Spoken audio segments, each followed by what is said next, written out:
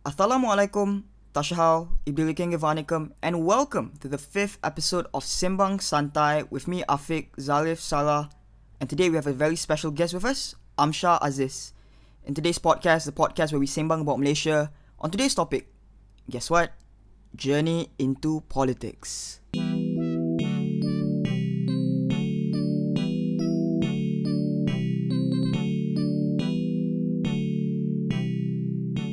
Today we're gonna interview Amshar Aziz. He was the private secretary to the former Minister of Youth and Sports, Syed Saddiq.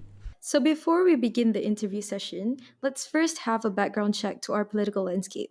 See, on the 9th of May 2018, a historical change of power democratically took place in Malaysia. For the first time in 60 years, Barisan Nasional lost to the opposition, Pakatan Harapan. So, today we are joined by a very special guest who was present and directly part of the event and will be answering some questions for us. So, without further ado, hey, I'm Shazis. Hello. Hi, first of all, thank you for having me for this particular episode.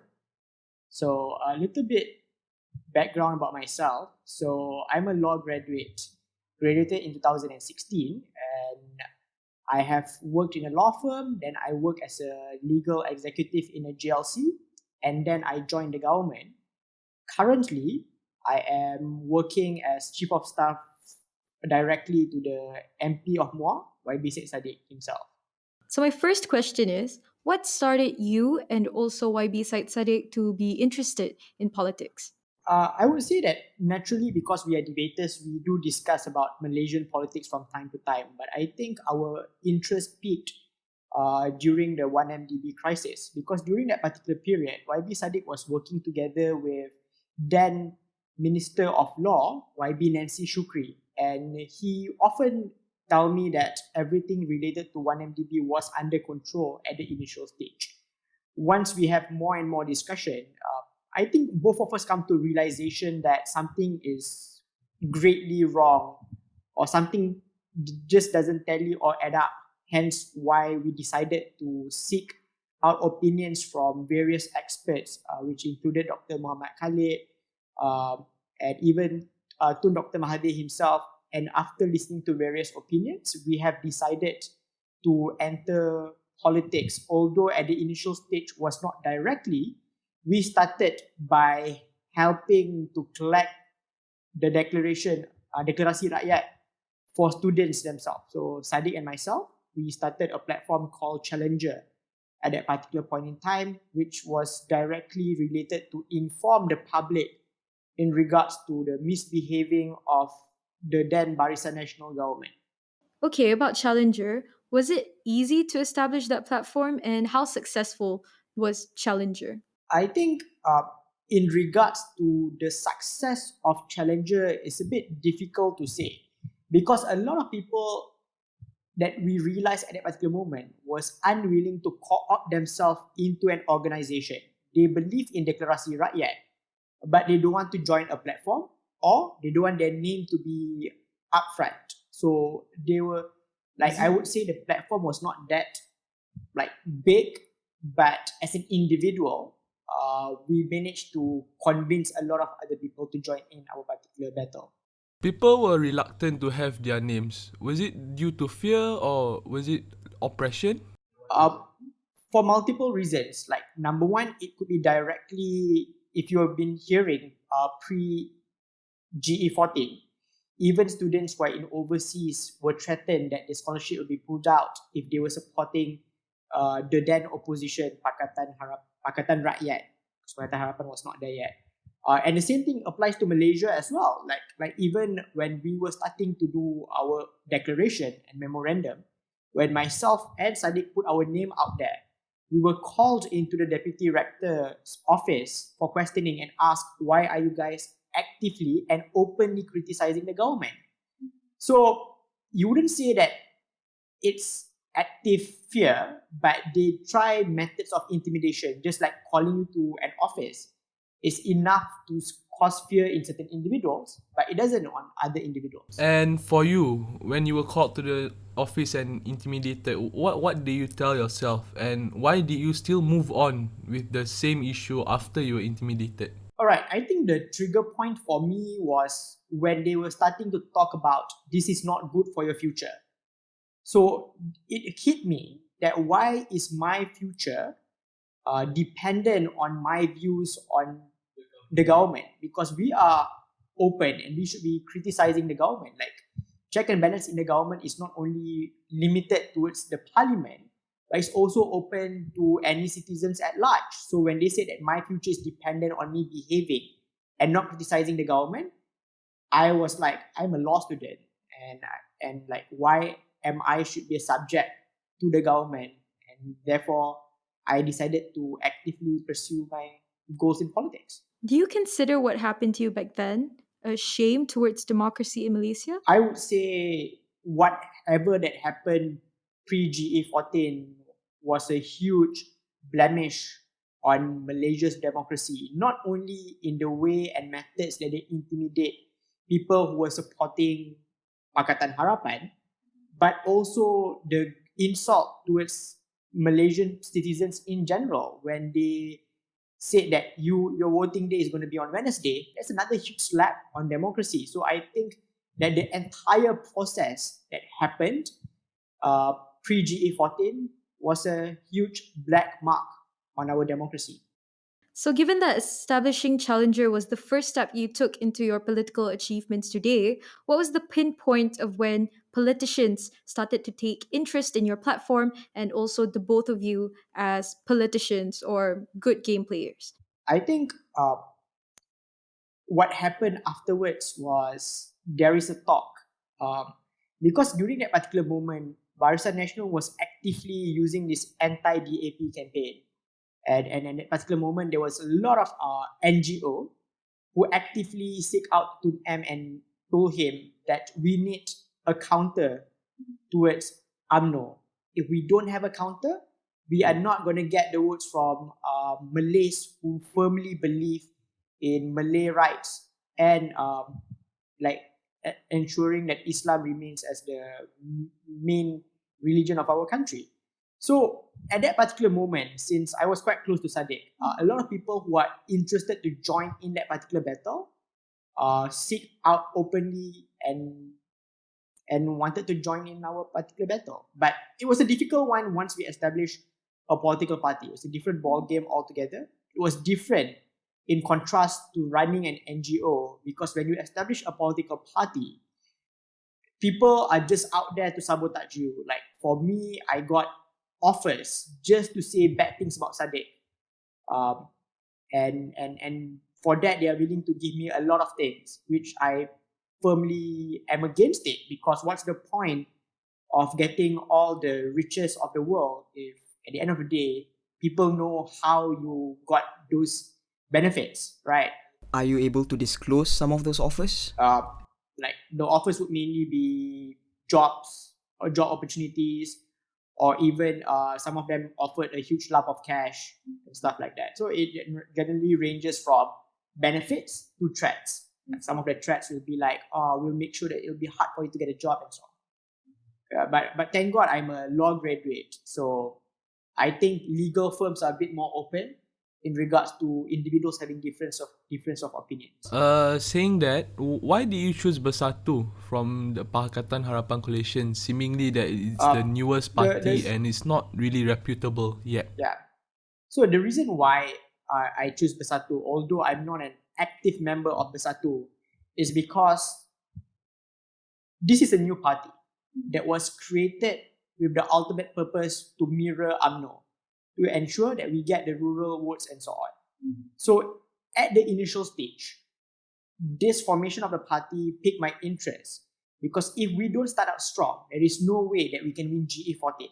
So we need to ensure that we come out strong initially so that we are able to counter the strong narrative used by UMNO and now pass. Yeah. You mentioned before that there is a huge difference between handling NGOs and also political parties. Can you tell us the difference between those two? All right. Number one, I would say for NGO, you are not directly playing within the political field. What do I mean by that is as much as petitions that you can do, as much as a lot of rallying that you can do, at the end of the day, NGOs realize there's a certain limit on what sort of changes that you can do. And I think one great example of this would be the former Bersih chairman, Maria Chin, who then realized that if she wants to make a real change or a real mark on Malaysian democracy, she needs to change her hat. From Bersih, she joined PKR and ran for the GE14 PJ constituency. So I think that's a great example because it's a different thing altogether. One is you can push, but the other, which is actual politics, is where you can make actual changes.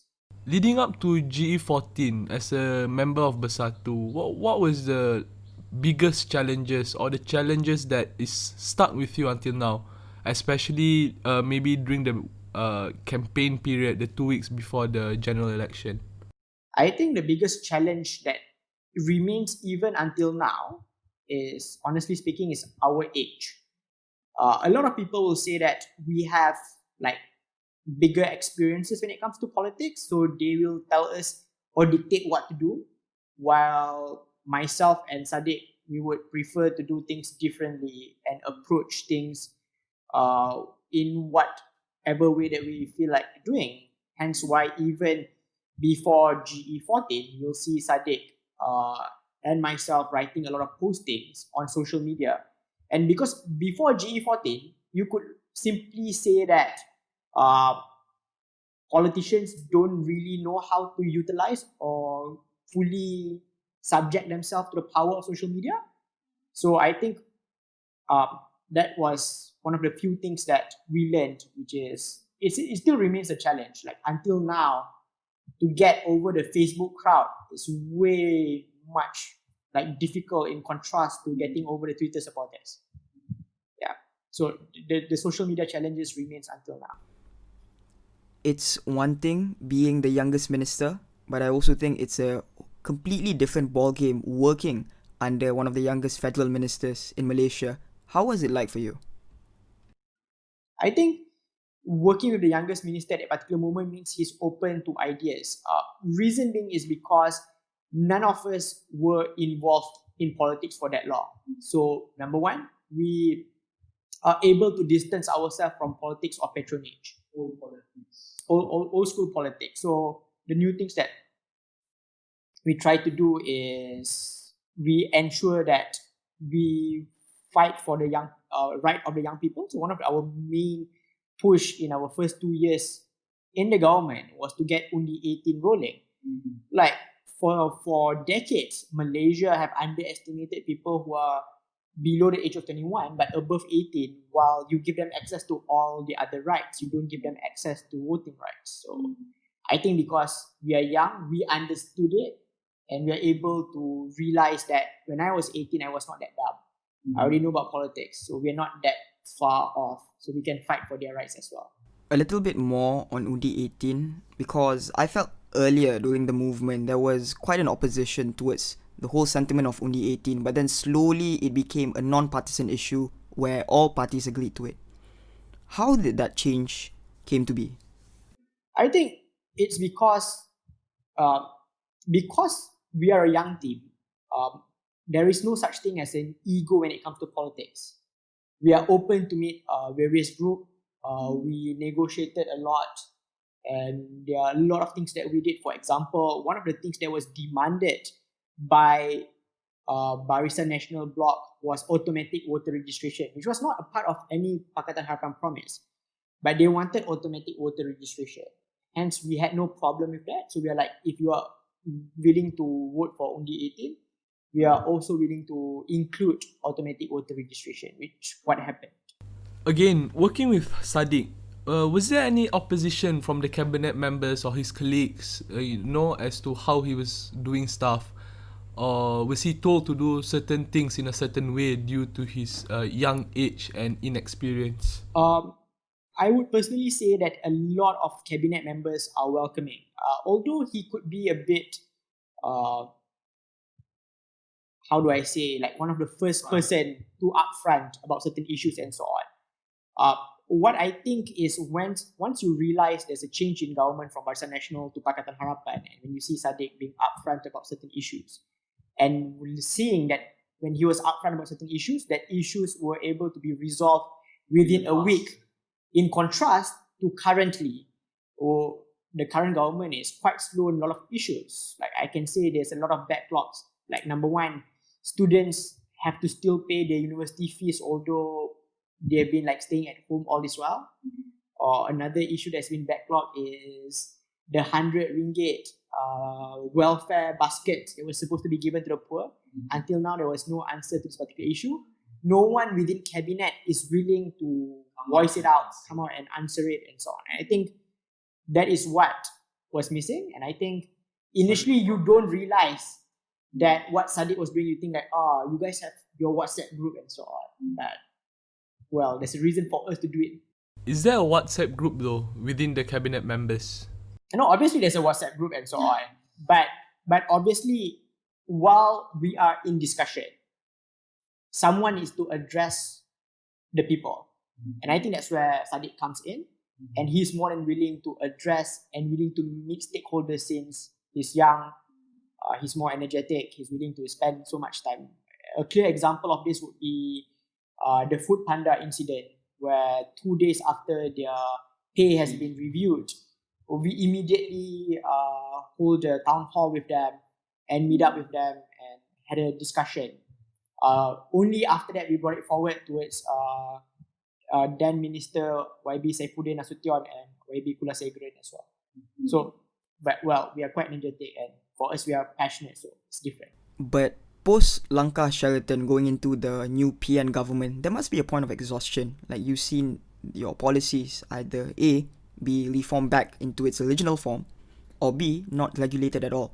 Has there ever been this thought of, maybe we should throw in the towel? I think it makes us more energetic at this particular moment because what we expect Malaysian politics to be is once we make all of these reforms, we expect other people to come to that realization that if I don't run on a platform of reform, Malaysians will never vote for me. But sadly, what we can see right now is that the current government is quite hungry to get the spoils of war and are rushing towards GLC positions in contrast to addressing the grievance that people are facing. For example, there is no law in regards to people who are getting laid off during COVID-19. On top of that, even people who are kicked out from their home because they are unable to pay rent, there is no compensation or there's no care package for those kind of people as well. All of this requires legal reform. They had the opportunity during 18th of May, during the parliament. They failed to do so. They are expecting us to wait until July. And realistically speaking, from my experience, any bills that are being passed in parliament will take at least 2 months before it comes to full force. Bad news for Malaysia, you have to wait until September for any changes. In regards to your mention about Undi 18, I understand that politicians enter politics to start passing laws in parliament, for example, Marichin from Bersih and etc. But an NGO like Undi 18 managed to make systematic change, so it's not really exclusive to being an MP, only then can you pass progressive policies, right? Even if you're an NGO, you can also lobby for systematic change and policies to take place. I wouldn't say that Undi 18 is a breakthrough NGO because like one clear experience that I can see before Undi 18 was Monsters Among Us, when they're able to get Azalina on board in order to change the Child Act and introduce laws in regards to sexual grooming and so on. So it is not an alien case or it is not revolutionary when it comes to NGO approaching ministers or approaching MPs to lobby for their particular cause and so on. But what I'm saying here is it's a continuous trend that if you are able to find the right minister to fight for your exact right, your NGO can then propel whatever that you're fighting for to the next level. So it depends on the minister himself and not really about the capability of the NGO. Obviously, the NGO played a huge role in terms of lobbying and so on. But I would say that one thing that I can talk on behalf of YB Saddiq, but I think also YB Maria Chin come to realization is you can lobby all you want. But if you're not there inside the parliament, you can't do anything. It's limited. So the exact same thing, Monsters Among Us, together with Undi 18, they lobbied for each of their particular things that they're advocating about. And then they got ministers to then fight in their battles and so on. The exact same thing about a group of women-aid organization working together with Ministry of Women then in regards to having laws about child marriages and so on.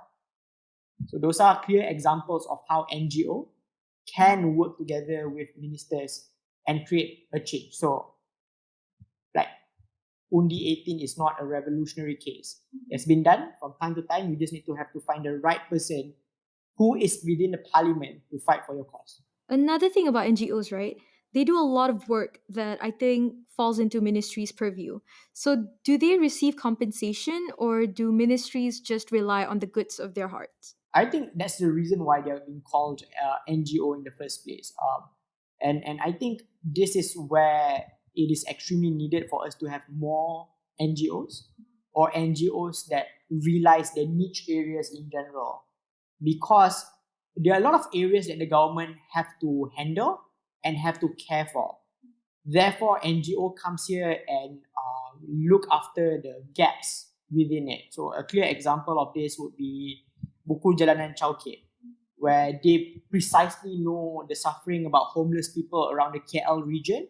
Hence, this is something that I have to give credit, like them working together with Anwar Musa and Anwar Musa being able to find jobs for them was an excellent initiative. Again, that's why I say NGO, collaborating the right minister, you are able to get the outcome that you are seeking at the end of the day. So this is another example of how that co-opting or working together can happen. To end the topic of NGOs, Amshar, do you have any advice towards the youth who are finding a cause to champion and establish their own NGOs? I think for young people who are finding a cause is excellent. You just need to find similar people with similar groups of interest and then just rally and strategize and fight for what you want. That in itself, like you sparking interest in itself, is an interesting thing or an interesting journey. Just don't give up when you're unable to bring it to the next level. Keep on trying, knocking on multiple doors, and hence eventually you might find the right door and you might find the right person who is willing to bring what you are advocating to the next level. It's normal everywhere, in Europe, in America. Like NGOs will work with politicians nonetheless. You have to work with them, but you have to find the right person who is equally as passionate as you, and therefore you can get the outcome that you're seeking. We've seen a lot of NGOs in Malaysia, and in some instances, these NGOs share the exact same goal with each other. So do you think there is a point of saturation where it just becomes inefficient? Truth to be told, obviously anything can become saturated if too many people are spending time there and then. But let me just give another example of like Buku Jalan and Chowkit. I think them working together with other activists, for example, Syed Azmi and so on, being able to establish networks and being able to understand that these are the avenues that you have to seek if you want to help the homeless people in KL, kind of regulates it. I think the market self-regulates itself. So I wouldn't say there's an oversaturation saturation of NGO in one particular area. I still think that we need more NGOs. Like even when people are helping poor people, you still see Ustad Ebilu helping poor people who are not being helped and so on. So more NGO is great. I don't think there's a saturation.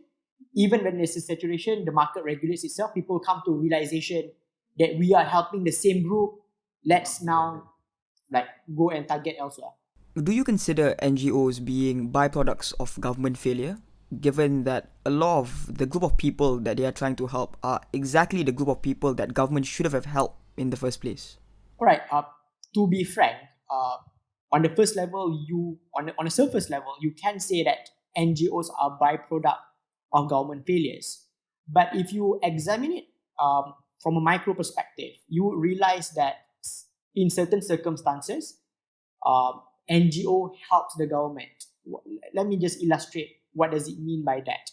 in certain areas, people have a huge mistrust over government agency. For example, in areas, for example, where the Rohingyas are staying, or for example, where there are the huge influx of people who might be consuming drugs. So they are less likely to accept government, although government are willing to help. So if you contrast that, NGOs like this are more likely than ever to be given grant by the government, or even if they're not given grant by the government, they're able to apply for tax exemption. So if any ordinary citizens donate to them, will then get tax exemption. So in a way, I would say it's a part of a bigger ecosystem. Living in a world where NGO doesn't exist is not necessarily a good thing.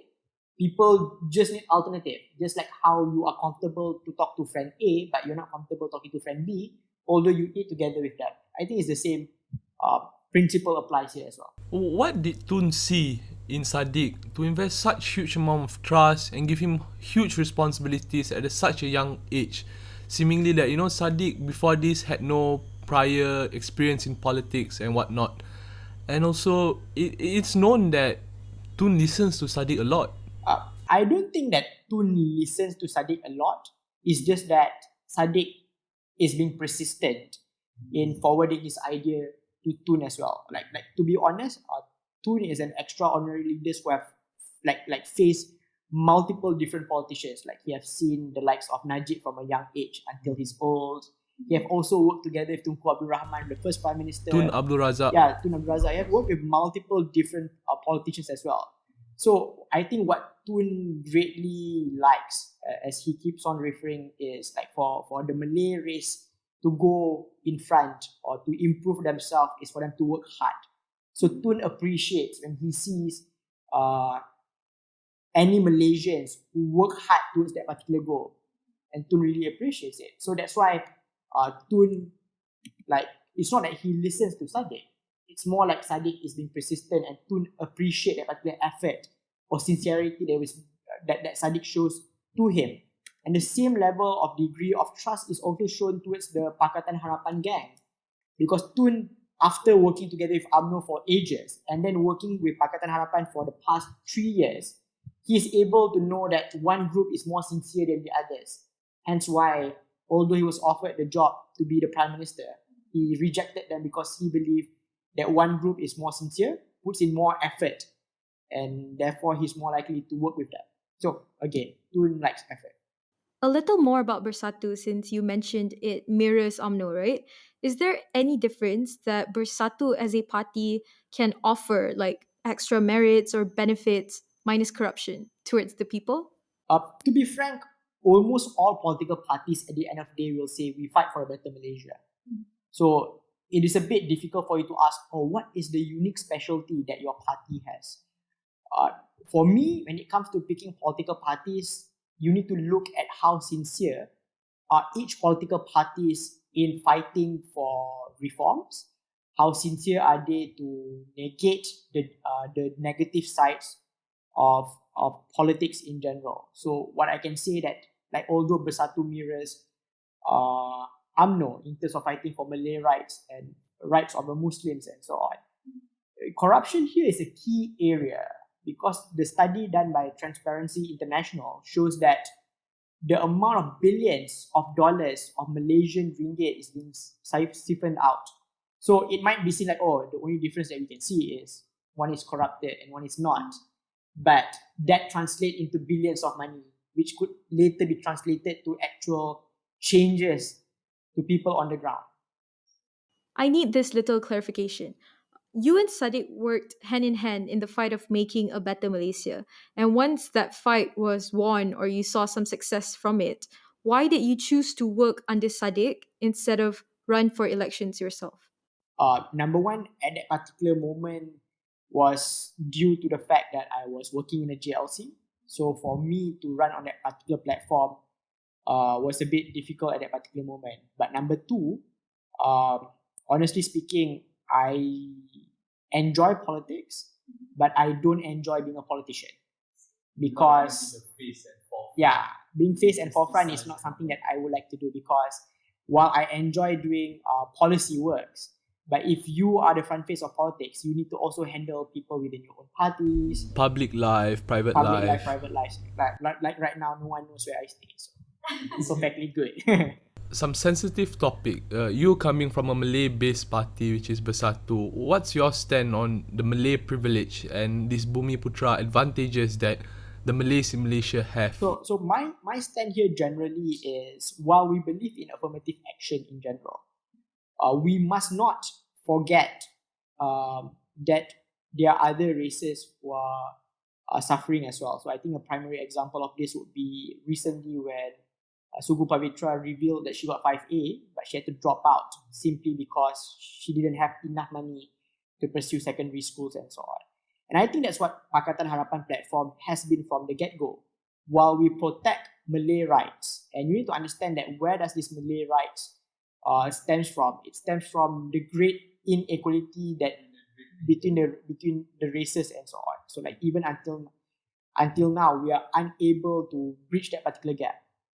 But at the same time, we don't ignore poor people from other races. Like you can clearly see that a lot of help given by Pakatan Harapan is non-discriminative in general. We ensured that all of our GLCs are being held, I wouldn't say all, but key GLCs are being held by people who are not affiliated by any political parties. And a great example of this would be Mara, was held by a former Maybank chairman, and right now is being replaced by a politician. So yeah. Again, in the topic of Malays' advantages and superiority, do you think that Pakatan Harapan downfall was due to the reason that they did not bring about new politics?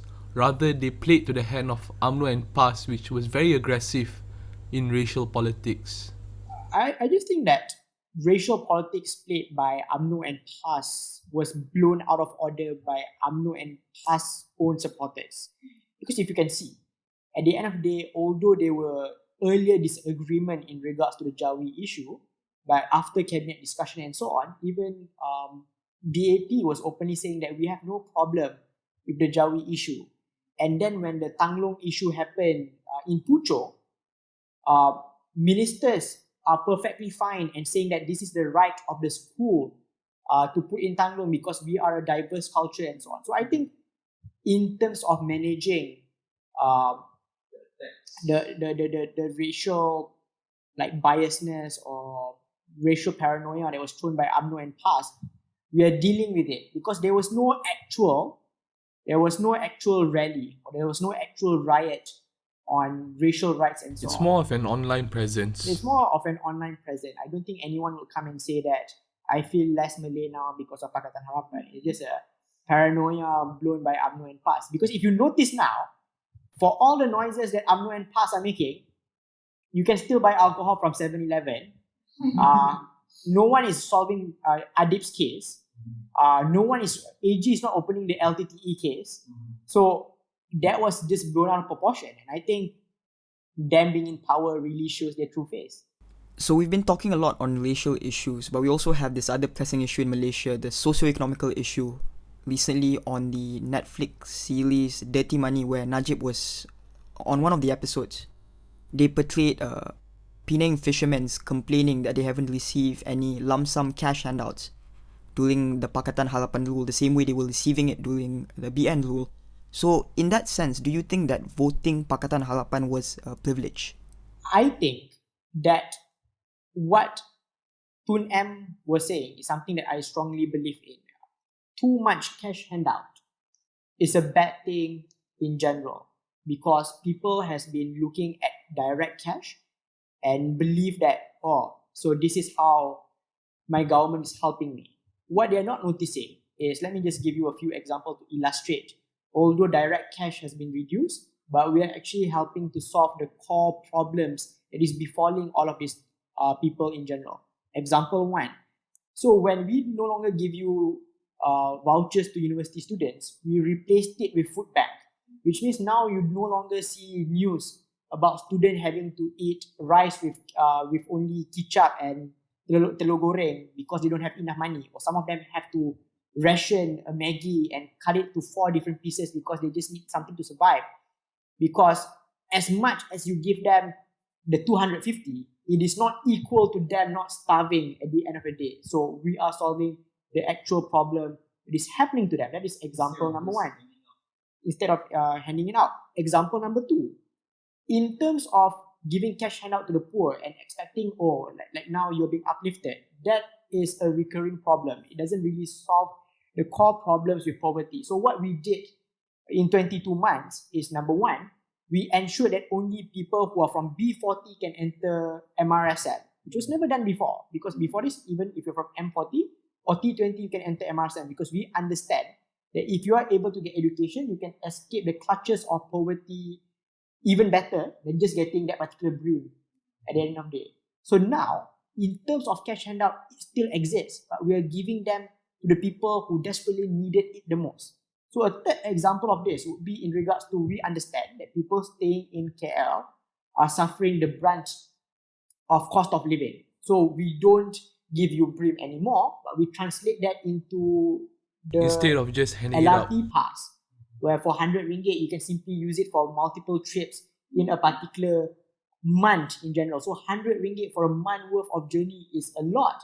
On top of that, even what we did was having 100 ringgit rental per room under DBKL. So those are primary examples where we don't give you direct cash, but we translate it into policies that at the end of the day we're able to solve the core issue. Like, we think cash handout is not as important as shelter on your head at the end of the day. So that's what we are doing. I get that fact, but I still think that generally people are having a very hard time compartmentalizing their thoughts. For example, I, as a person who's been receiving a lot of cash handouts from BN, now I believe that, it's okay for me to be receiving less, because it means that the economy is going to get better, and the economy is getting better prior to COVID.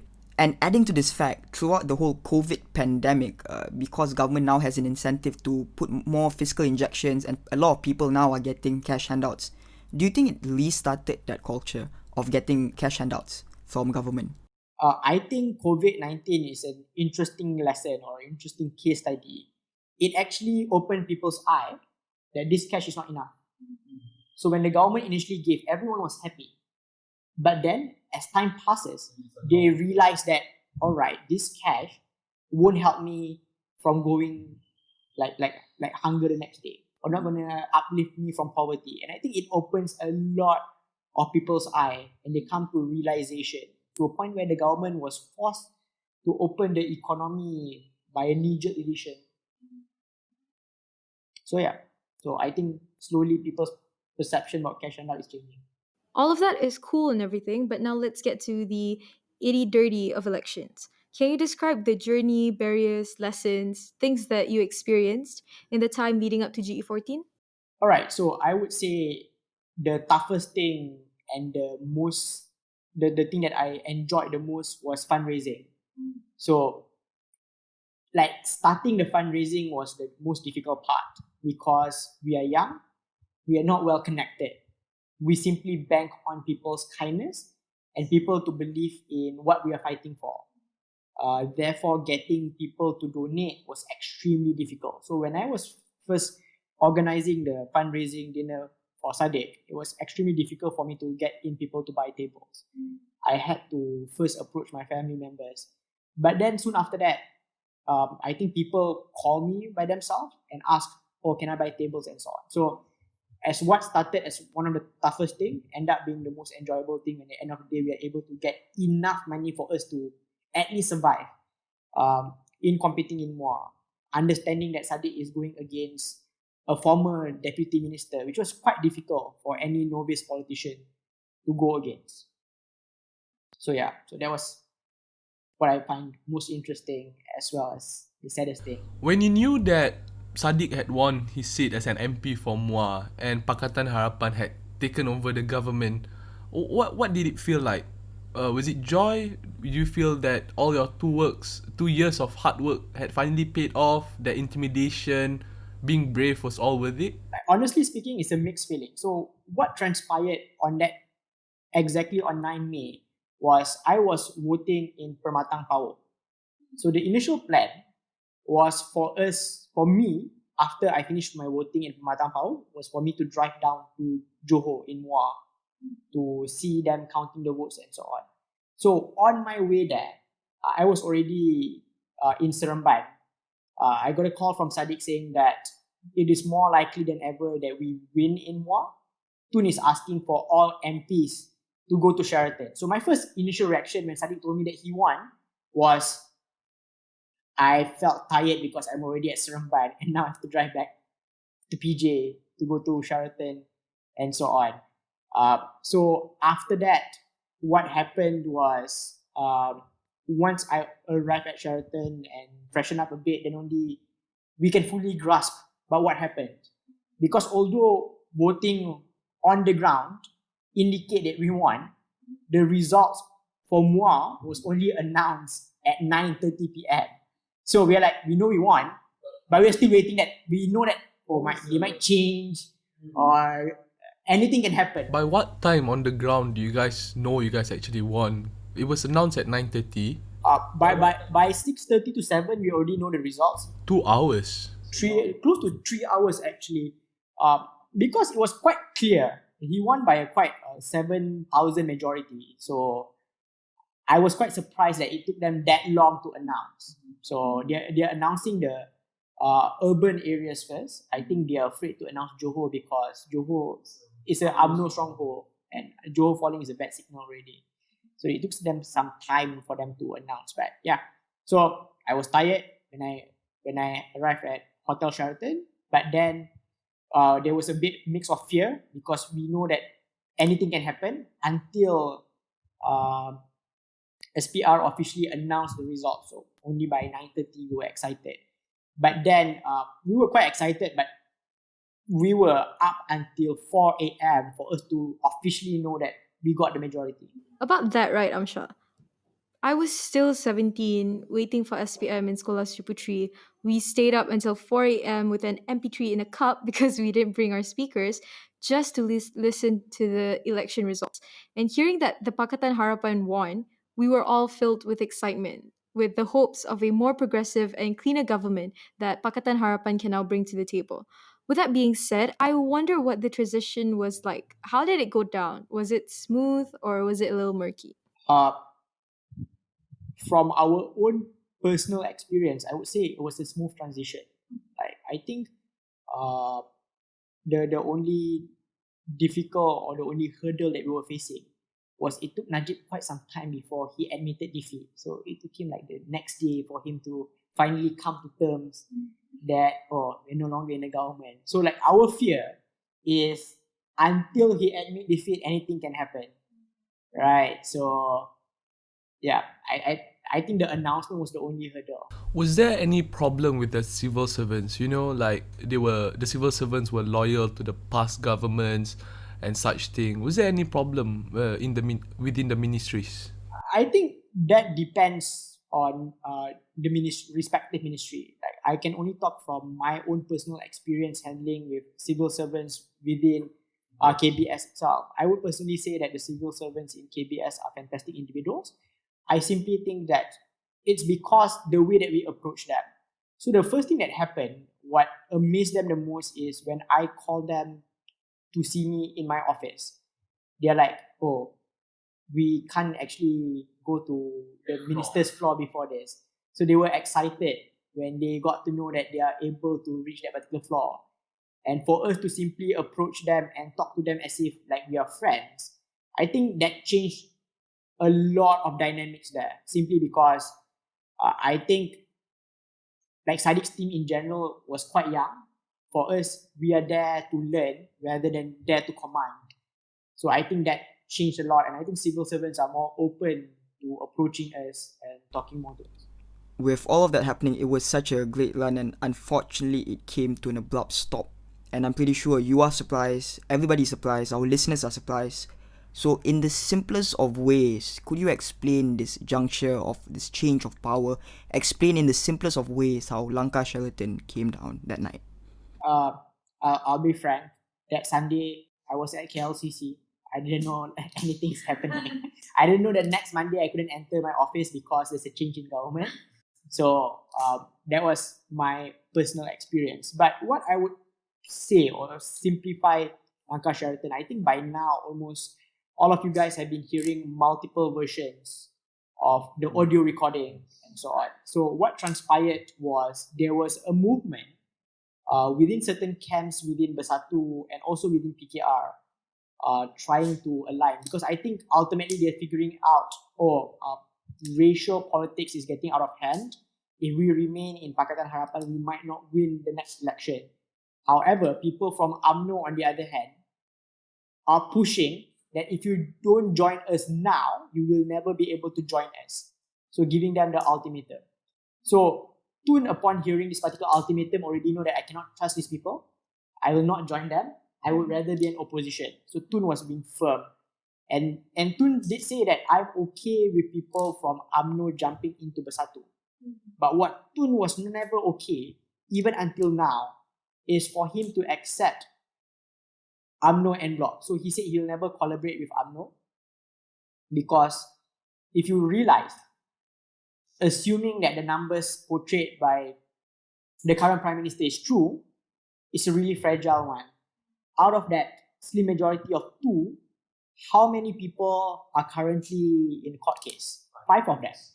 So that's a worrying number. So at any time it could crumble. So does this mean the government indirectly is under pressure? Because notice this, you have 70 ministers, which include deputy ministers and so on. And on top of that, you have 25 of them in respective GLCs. Do you think, in the rightful mind, any one of them wants to let go of the huge influence that they're getting, the huge payout that they're getting, just to ensure that proper legal check and balance or proper legal recourse is being taken? Because notice this, even if you have one person going to jail, that would simply mean that you are almost losing your majority. So I would say Langkah Sheraton was done out of people with own personal interests rather than thinking about the interests of the country. But the Prime Minister himself is from Bersatu. So what did it feel like when your own member, the co-founder of your party, the person who you fought side by side to bring down such a huge corrupted government, is now in cahoots with the government? I think we were devastated. But you cannot simply say that this is only the downfall of Bersatu alone. Although for Bersatu, it happened at the top leadership level, where Bersatu is the only party where the minorities are the one with Pakatan Harapan. But it happened across the board. If you look at Don Perak, and if you look at Don in Melaka, people from DAP jumping into Perikatan Nasional. And if you look at PKR, their deputy president as well as one of their vice president also jumped guns and joined Perikatan Nasional as well. The same goes to Amanah. Their ketua pemuda himself from Perak, who was trying days before, decided to join Perikatan Nasional. So this is something that happened because people are vested in their own personal interests, people who simply want to remain in power rather than thinking about what is the benefit of the rakyat in general. Do you feel that all your efforts prior to Langkah Sheraton has gone to waste, or do you feel that this is the reason why you need to push on harder and push for reforms and better policies? Obviously, you would feel anger and disappointment because for 22 months, like for us personally in KBS, there's a lot of policies that we are about to roll out. An example of that would be women in sports. We are like finally trying to ensure that there are more participation of women in sports in general. So obviously we are disappointed. There was a lot of good policies that we are about to put in place. Next is about us targeting veterans in Malaysia in regards to sports and their healthcare in general. We are also having a discussion about mental health. All of this had to put on a break, and I have no idea what the new minister have in mind. So far, nothing good has come out. Obviously, that's the anger and disappointment. But this is where you also get the courage. You also get the extra adrenaline rush and excitement, because now you know the battle is not over yet, and you keep on fighting. And when you, as an ordinary citizen of Malaysia, see someone at the age of 95 still fighting for your country, who could simply be the prime minister now, choose not to be prime minister, not only that, choose to actively campaign, you have to ask yourself, if you're 18 and above and you're not doing anything for your country, you should be ashamed of yourself, and you shouldn't tell Ato should get some rest because he's fighting for you. If you want him to rest, then you should start fighting and know what's your right. Speaking of our beloved Tun, do you think that the general or a certain people's opinion that he has been dominating the Malaysian political scene for far too long, since his tenure as a prime minister for about 20 years, and then choosing a successor, Abdullah Badawi, and in 2008, 2009, was an accomplice to bring him down and brought Najib up as the prime minister, and again in the recent GE14 bringing Najib down. Do you think this is a justification for people who say that Tun should just resign? No, but here's the weird part, right? When Tun picked his successor, automatically people think that Tun, this is your successor, you should respect him. But what you fail to notice is when Tun stepped down from being a prime minister, he became an ordinary citizen, which means any ordinary citizens have the right to voice out when they disagree about how a leader behaved. So just because the successor was directly picked by him doesn't mean that that successor gets a get out of jail card and so on. So I think Tun has the right. It is not about him interfering or him being unhappy. I think what he voiced out was generally the concern of Malaysia at large, but simply because he is Tun Dr. Mahathir, his voice holds much more weightage in contrast to all of us. And I think when Najib fell down in the last GE, Tun was just simply the pillar that is dragging all of our voices and leading it up to a proper action and so on. So you can't simply say that Tun is interfering or being in politics for far too long. Tun is just not happy or not satisfied, just like you and me. It's just that because he's Tun, He has a stronger voice and It's a he's able stronger to do voice. something about it. exactly. Given that, I understand that whatever it is that Tun is doing is great, but I wonder what exactly will happen when he is no longer part of the picture. Will that make democracy a harder fight for Malaysia, or do you think that there are enough people who are going to carry forth his fight with the same volume and gravity? I think this depends on the current Gen Z and millennials. Like Undi 18 has given rise to up to 40% of new voters who are from the age of 18 until 21. All of these people are extremely savvy when it comes to usage of social media, which means information are at the tips of your finger. But at the same time, it also means that they are also open to fake informations as well. So when Tun stepped down, I think it's about time more younger, fresh face, newer leaders to step up front and being the new face of politics. No one expected before GE14 that someone at the age of 26 is going to be your minister. No one expected before GE14 someone like Fahmi Fazil will be the new face of PKR. And I think a lot of things can change within just 2 or 3 years. And I think if young people want their voice to be heard, now is the right time. And I think social media has given you guys so much power in contrast to before. You don't have to be on the street. You just need to be able to give people the information and spark the interest. COVID-19 has also given you an interesting lesson as well. That NGOs don't have to do town hall by renting expensive halls. They can just do it via Zoom and so on. And I think we as the younger generation who have access to all of this amazing technology should capitalize on that in order to change people's perception. With all this experience, and this includes everything you've seen throughout the years of Malaysian politics, how do you feel GE15 will pan out? I think how GE15 is going to pan out entirely different in regards to how the young people are going to act on the ballot box. Yes, you are automatically being registered as a voter, but if you don't go down and vote will be extremely difficult. I also want the young people to realize that they are able to make a difference. Their voice should be heard. And understanding that right now, you guys are the most vulnerable stakeholders in this country. Cost of living is increasing.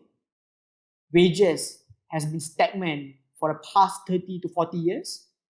Um, and things are just like housing properties, all of those things are expensive. If you don't vote for someone who will fight for your cause, then I would say that you played a role in your own suffering. So can't help you there. As a member of Bersatu, how do you see your party moving forward in the future? I think it all depends on the election of Bersatu. Right now, until this particular moment and this particular minute, Tan Sri Muhyiddin hasn't kicked Tun or the defectors out of the party yet. He didn't even challenge Tun. So at this particular moment, we are still able to repaint Bersatu's image by having the election outcome pen towards our favor. However, if that doesn't happen, I think we have to start from ground zero again. I think, And abandon the party. yeah, there's no other choice. I think Mukris did it when he was kicked out from UMNO. The same things go for Shafi Afdal as well. And all of those two individuals still remain firm. Shafi Afdal had the perfect opportunity to side with Tan Sri Muhyiddin, but he is a man of principle. He stood still. And I think it's a big kudos to people and MPs from Sabah as well. Thank you, Amshar, for giving us an insight about your journey into politics. I think our listeners have gained a lot and know more about Malaysian politics. That is all for today's episode of Simbang Santai. Thank you so much for tuning in. Watch this space for the upcoming ones, and don't forget to follow us on Instagram at Simbang Santai Podcast. Subscribe to us on YouTube and share this with your friends. Tag us on your stories and also just get us that clout. So we're Zarif, Afiq, and Sarah Salihan. Let's Simbang about Malaysia more in the next episode. That is all from us. Bye!